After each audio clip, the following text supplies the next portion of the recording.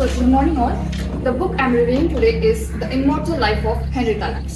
Before getting into the book, I would like to give a bit gist of the author. The author is Rebecca Skloot, who was born in 1972. She is an American science writer who specializes in science and medicine. So basically, she got to know about the HeLa cells, that is Henrietta Lacks tumor cells, in her college days through her biology staff, who fortunately knew the original person that the cells belongs to. So she first got to know about that cells when she was 16 years old. So she was basically 16 years old when she was at the college time. And then being interested in that cells, she further goes to do research. Now I would like to give a gist on how that cells are found. Now Henrietta is an African American woman born in 1920. After shifting to Maryland, she goes to Johns Hopkins Hospital, which is mainly treated for black and white people. At the era of segregation, there were not many hospitals in which black people would get treated. So Hopkins was the only hospital at that period which blacks were treated as an outpatient type. So they found Henrietta suffering from cervical cancer, and from which her tumor cells were without her consent taken and sent to the lab to George Gay, who was the head tissue culture instructor of the Hopkins Hospital. And he found out that Henrietta's cells have been multiplying itself when cultured and preserved in the laboratory, which doesn't die easily as other human cells does. So her cells became the first cells which are immortal in life. And after that, he sent those cells to the various laboratories across the world, in which also they found the same thing, that they are an immortal cells. From there, a drastic change happens in their life. As Henrietta loses her life after a few months of that incident, that is, she dies in 1952,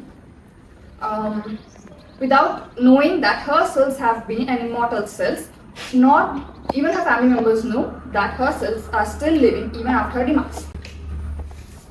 So here the narrator contacts the family after a few decades, knowing that they have been under a major poverty and a lack of access to medical when her cells have been exploited in the scientist community.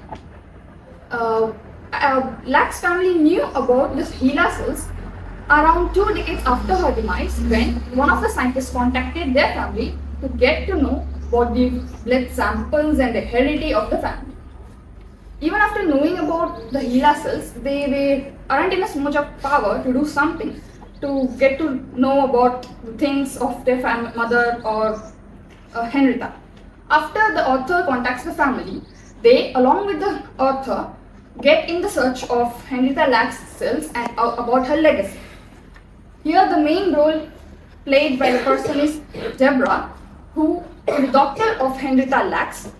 She joins along with Arthur, that is Skloot, goes into various research centers and finds about her mother and her mother's legacy.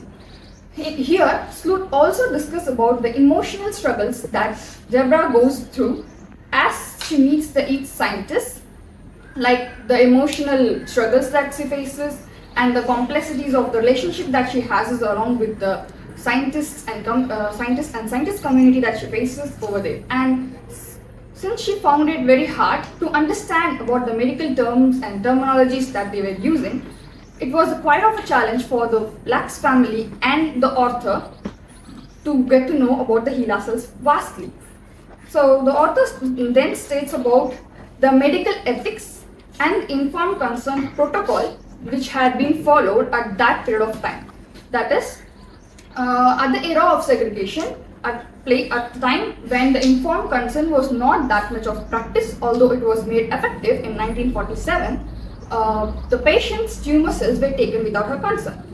So it was, at that era, it was not so much of vastly known to patients where they can go ahead, ask to any persons like why you didn't inform. So after these things,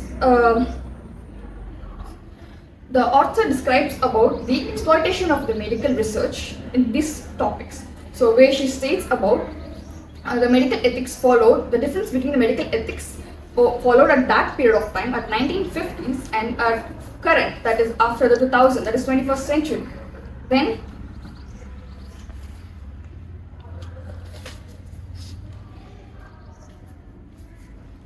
as we know, Henrietta's cells were immortal. Her cells were used in many cases. That is, her cells were first sent to space to know about the cell activity and the cell characteristics in zero gravity. Her cells were the first one which has been cloned, and her cells were the first one which has been helpful in creation of various vaccines. That is, the first human cells used to create various vaccines. The major key role that it played in was to polio cells, polio disease. To create the vaccines for polio, it made a very major role. Other diseases were like HIV, leukemia, and understanding the cancers, and Parkinson's, and even COVID-19. So when these cells have been majorly used in the medical society, medical researchers all over the world, her family were not that much aware until the author has contacted the family. After that, we can know that unknowingly or knowingly, even without the knowledge of Henrietta, she has been saving lives of trillions of people all around the world. Even till her demise, she was not aware that her cells have been immortal.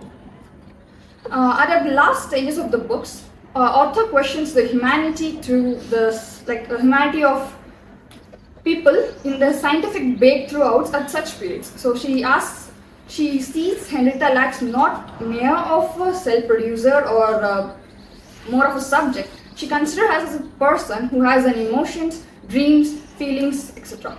Thank you. And I suppose you guys read these books a lot.